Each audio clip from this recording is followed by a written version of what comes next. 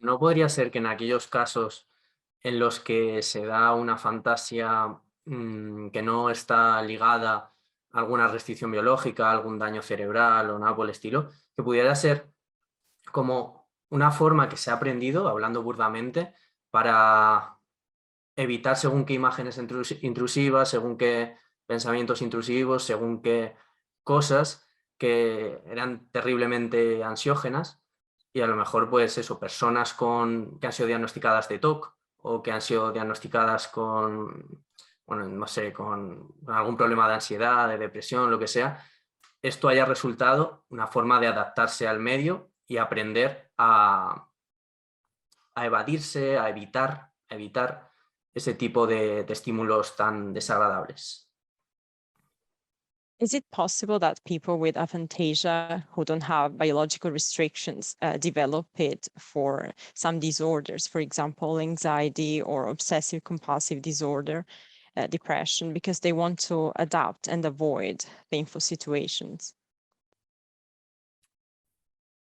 Yeah, I mean, that's a really interesting question, which I have thought about because quite a lot of people have attributed their aphantasia to traumatic events.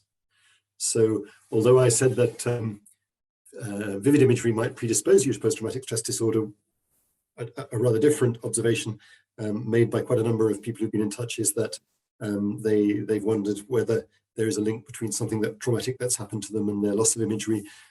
They suspect that they may have suppressed imagery to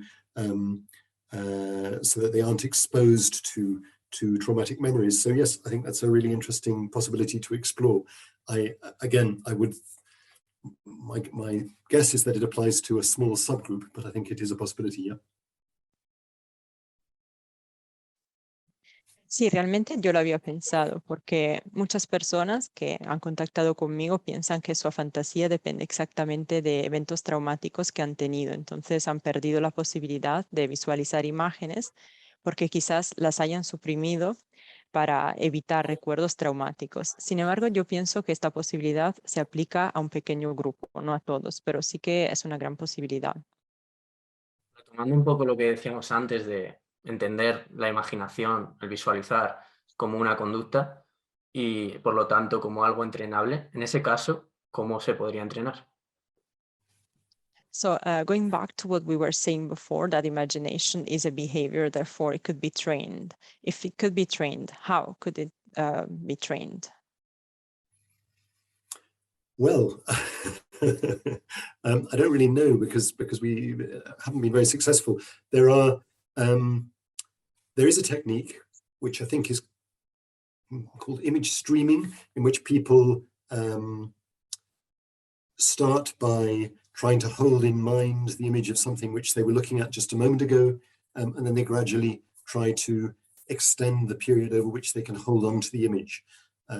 So one can imagine that a behavioral approach of that kind might possibly work. And then there are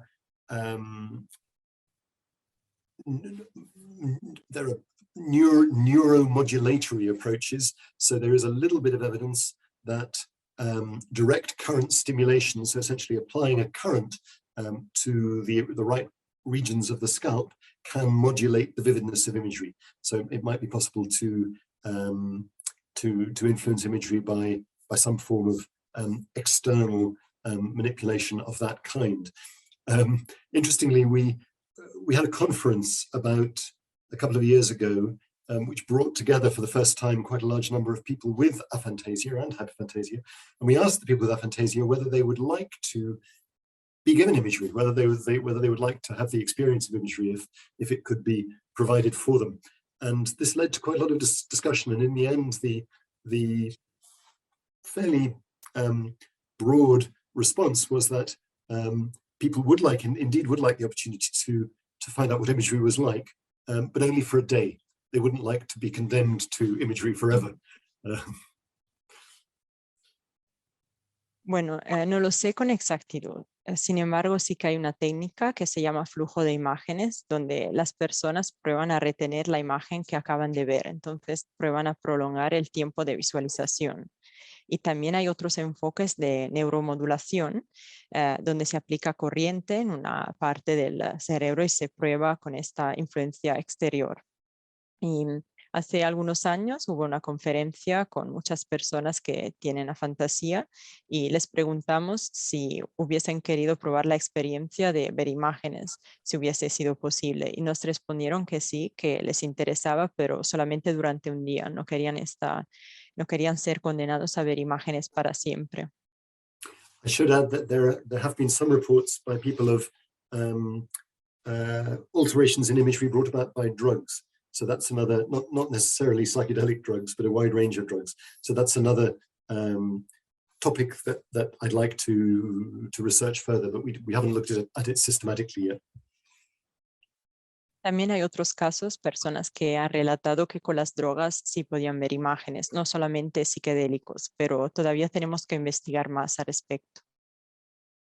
Decías que a algunas personas pues, se les preguntaba si querían ver imágenes y decían que sí, pero que por un tiempo, que si no eso al final les suponía un poquito una condena.